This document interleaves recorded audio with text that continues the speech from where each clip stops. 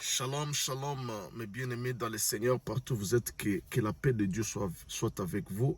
Ici, c'est votre bien-aimé Paul Ariel. En ces jours, je suis dans la joie de venir encore répondre à une question d'une sœur qui m'a demandé est-ce le don de prophétie, c'est le don qui est excellent, le don qui est plus spécial que d'autres dons spirituels.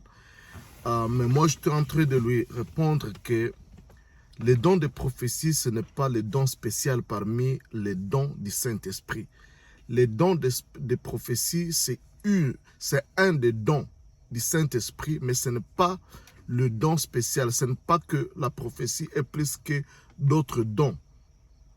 Alors, il y a dans 1 Corinthiens chapitre 12, on nous parle de 9 dons. Il y a les dons de parole de sagesse, il y a les dons de parole de connaissance, il y a les dons de parler à langue, il y a les dons d'interprétation des langues, il y a les dons de la foi, il y a les dons d'opérer les miracles, il y a les dons de guérison, il y a les dons de prophétie.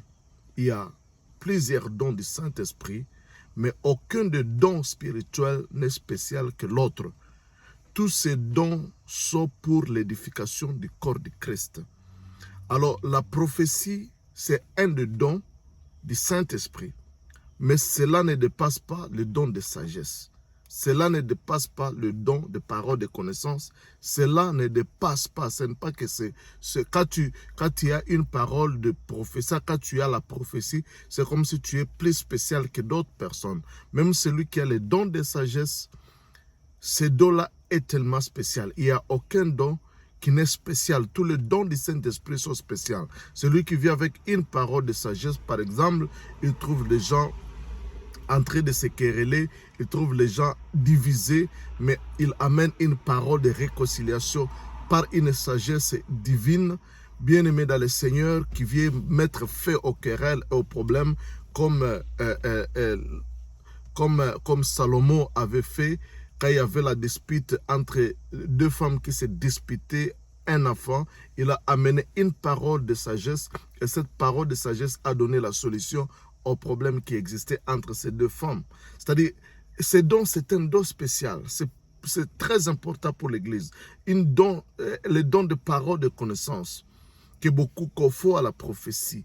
Il y a aussi le don de discernement des esprits. Connaître quelqu'un, il y a d'autres qui peuvent prophétiser, mais sous un autre esprit. Parce qu'il y a d'autres personnes, ils prophétisent parce qu'ils connaissent déjà les problèmes. Ils connaissent que non, il y a un problème qui existe entre ces deux personnes ou il y a un problème qui existe dans ce foyer ou dans la vie de cette personne et lui amène ça sous forme d'une prophétie pour impressionner, tandis que ce n'est pas qu'il a reçu un message où il a été surnaturellement révélé le problème qui existe dans la vie d'une personne ou des foyers ou d'un groupe, mais il amène ça parce qu'ils savent déjà ce qui se passe dans la vie de cet homme et lui il l'amène sous forme de prophétie. Alors nous avons besoin du don surnaturel de discernement.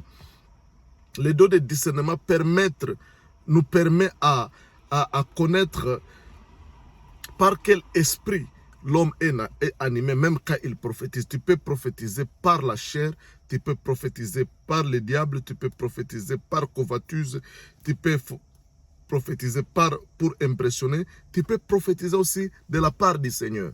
Mais le don de discernement des esprits nous permet quel est l'esprit qui t'anime dans la prophétie. Est-ce l'esprit de Dieu ou c'est la jalousie ou c'est la haine ou c'est l'impression, tu veux impressionner les gens ou c'est parce que tu connais l'histoire et tu veux le faire sortir sous forme de prophétie.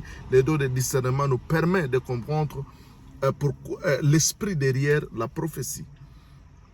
Alors, bien aimé, il n'y a pas un don qui est spécial. Tous les dons sont importants. Et tous ces dons-là doivent être exercés avec sagesse. Nous devons avoir la sagesse de prophétiser. Par exemple, nous qui avons le don de prophétie, quand je vais prophétiser, je peux recevoir un message sur une personne. Ça ne concerne pas tout le monde. Je ne suis pas censé le faire sortir en public parce que c'est spécialement pour une personne. Je peux aller voir la personne et lui donner la prophétie. Il y a même des foyers qui ont été divisés parce que peut-être un prophète a vu que dans le couple, il y a eu un qui est en train de tromper l'autre et il vient prophétiser à cette place. Il manque de la sagesse et ce foyer est brisé parce qu'il y a une prophétie qui est sortie. Bien aimé, la prophétie n'est pas là pour diviser. Au contraire, c'est pour édifier, c'est pour réconcilier, c'est pour conforter. La prophétie, ce n'est pas là pour diviser les familles, diviser les foyers. Si une prophétie vient pour diviser, ce n'est pas la prophétie qui vient de Dieu. Parce que la prophétie doit être conforme à la parole.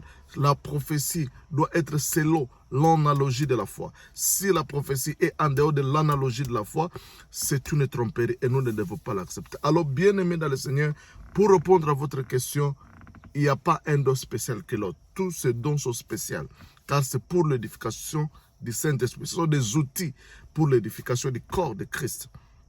Et ces dons-là doivent être exercés avec sagesse. Ne dis pas que non, le Saint-Esprit m'a pris et j'ai commencé à prophétiser. Non, tu peux contrôler ça.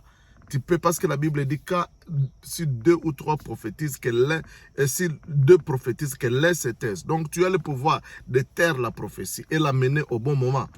Ce n'est pas à dire que le Saint-Esprit t'a pris.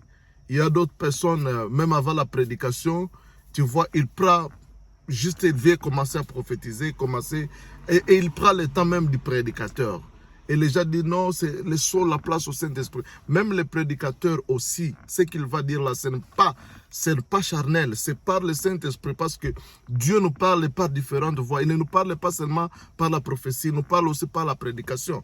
Il nous parle aussi dans des cantiques d'édification, des cantiques de louange, des cantiques des hymnes, des psaumes. Il nous édifie par toutes ces voies-là. Il nous édifie par des témoignages que les gens mènent à l'église, comme quoi j'étais malade, Dieu m'a guéri, Dieu m'a protégé de ceci et de cela. Dieu nous parle par cette voie. Dieu ne nous parle pas, on ne dira pas que non, Dieu nous a parlé aujourd'hui parce qu'il y a eu la prophétie. Non, Dieu nous parle, même quand le prédicateur prêche, c'est sous l'inspiration du Saint-Esprit, parce qu'il est en train d'interpréter les Écritures pour nous. Alors, quand c'est le temps de cet homme de s'élever, il veut prophétiser par la prédication. Laissons-lui le temps, que celui qui a la prophétie là, qu'il se taise, parce qu'il doit laisser la place à celui qui est... Parce que des prophéties ne peuvent pas venir au même moment. La Bible dit que si des haut le message, la prophétie, qu'elle laisse se taise. Donc si on a programmé quelqu'un pour la prédication, laissez-lui prêcher. Ne viens pas prendre son temps, juste dire que le Saint-Esprit t'a saisi. Parce que tu as le pouvoir de faire attendre le message. Parce que la Bible dit qu'elle laisse se taise. Et si elle ne peut pas se taire, nous allons douter à cette prophétie-là. Moi, quand quelqu'un veut prophétiser, avant que je ne prêche, je commence à prendre mon temps, je veux lui dire que l'esprit des prophètes obéit aux prophètes. Et s'il continue à prophétiser, c'est-à-dire cet esprit n'est pas de Dieu. Parce que l'esprit des prophètes, la vraie prophétie ou un vrai prophète, quand je dis non stop, il doit stopper parce que l'esprit des prophètes obéit aux prophètes. Que Dieu vous bénisse. C'était juste un partage. Amen.